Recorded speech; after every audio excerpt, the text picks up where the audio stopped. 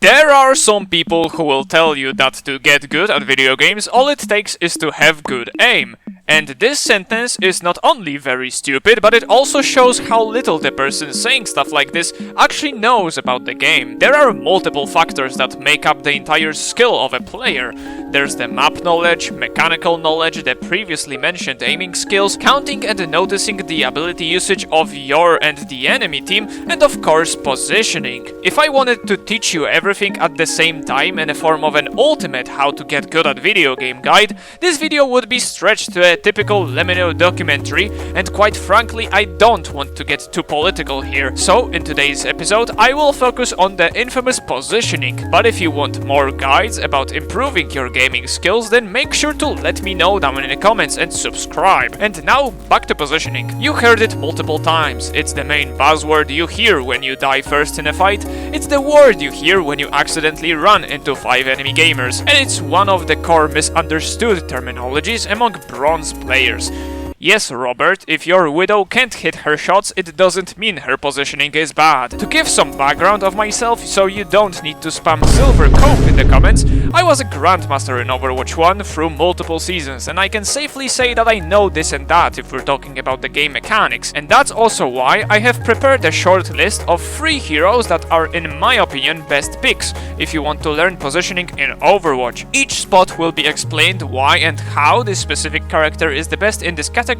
But before we start, what actually is positioning? Positioning in video games in most simple terms is the knowledge of where and when you should be standing in the virtual space. This of course requires you to know where are the most optimal spots on each map, so a big part in the skill of positioning plays the knowledge of maps itself. So if you're new to the game and wanted to learn something about today's topic, just know that firstly, it is great to explore most of the maps and get to know them better. You know you got it when you're able to walk backwards anywhere on the map without colliding with any walls or objects. Okay, that might be a small exaggeration, but at least getting to know the layout of the map is enough. Where and how to get to advantageous positions such as high grounds and knowing where are some useful flank routes is very crucial to making positioning something you no longer think about, but rather a natural instinct. Secondly, just knowing where to go isn't enough, because if you're just going to go head first every time to the best optimal spot, you will become a HelloFresh food delivery to the enemy team. So what also is important in this skill is the decision making of when to actually go to certain places. Last little rule of positioning is also awareness of the whereabouts of your teammates. It's very important to utilize the correct flanks and high ground spots when your team can support you or directly help you dish out damage in the same direction. Now that we all know what positioning is, let's begin our list of 3 best heroes to practice this how important skill.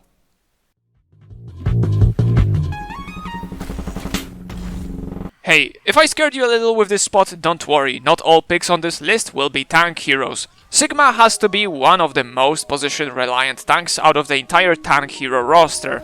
His lack of mobility emphasizes the punishment of bad decision-making, and therefore you have to learn the hard way. What's great about him is that his shield isn't connected to him directly like in Reinhardt's case, making him able to multitask and protect his teammates that are far away with his shield, while providing support to his healers and the rest of the squad around him with the powerful CC that is Dwayne, and also nice pokey damage with his primary balls. Speaking of them, to be most efficient with them, you can't engage in cross-map sniping duels, nor a close-range Reaper 1v1s. You have to constantly think about staying in the most optimal medium range that is the safest for you and most damage efficient at the same time. In tight situations, you have a small helping hand in the form of your kinetic grasp, but it has little to no connection to the skill of positioning because it's more mechanical and skill-based than position-based. Everything else in Sigma's kit is heavily reliant on where and how far from the enemies he is. Lastly, as I mentioned, it is very good to play around tight spaces with Sigma, so you can output the most amount of damage, similarly to Junkrat. So trying to force fights to take place in choke points or tight corridors is as important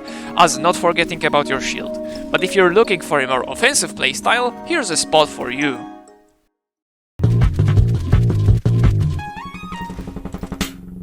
Soldier being a damage hero means he is responsible for getting sweet picks from the enemy backlines, or supporting team pushes with his consistent damage, which means it would be very nice if he could be everywhere at the same time, and to my shock, he can! Soldier's sprint ability allows him to move significantly faster with an exchange of not being able to shoot his primary weapon. Not having any form of cooldown on this ability makes it very useful all the time. Getting to advantageous spots to support your team becomes a 3-second trip.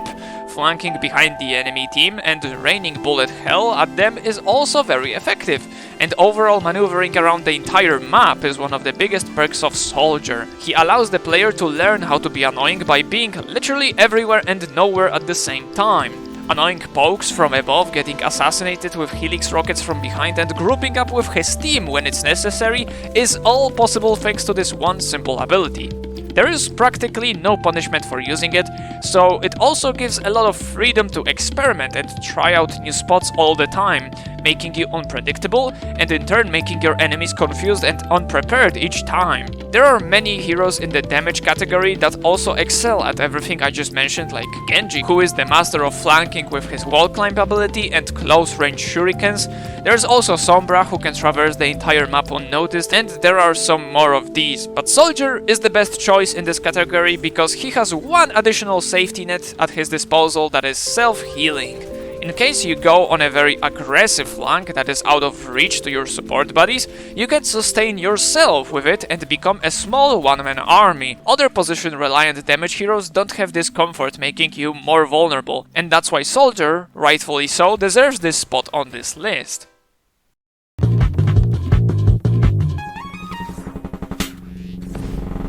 Lastly, as you might expect, I'm still going to follow the trend of different roles. So, in the support category, I present to you the frogman himself, Lucio.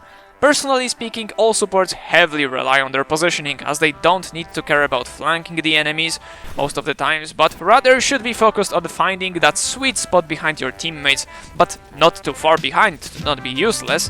Ana, for example, can stay back and move around once in a while and still be effective.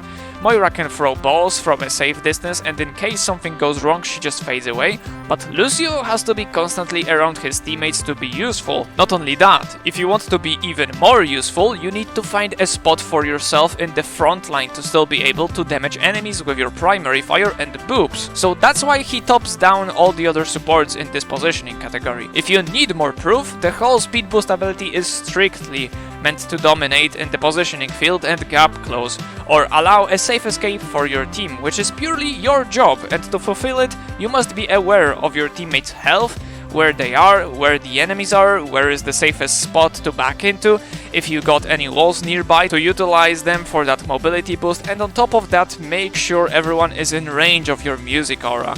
That is a lot tied to just positioning, so have fun optimizing when to be in the healing state and when to speed. Make decisions when is the right time to push forward, and many more small things like that. The closest hero that comes to this positioning responsibility might be Bridget, but she can still be effective by staying back and whip-shotting from a distance, protecting the other support, which translates to just follow this NPC for the entire gameplay, whereas Lucio needs to follow or lead an entire squad. By playing the 3 heroes I named in today's list, you will quickly get to know how it feels to play as a team, how important flanking behind really is, and how surprisingly your team can be disorganized when you try to play together.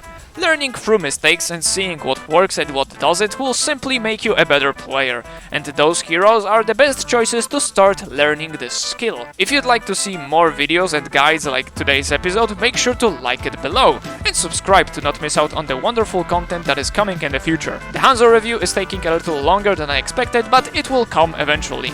Thank you so much for watching, have a lovely day, bye bye.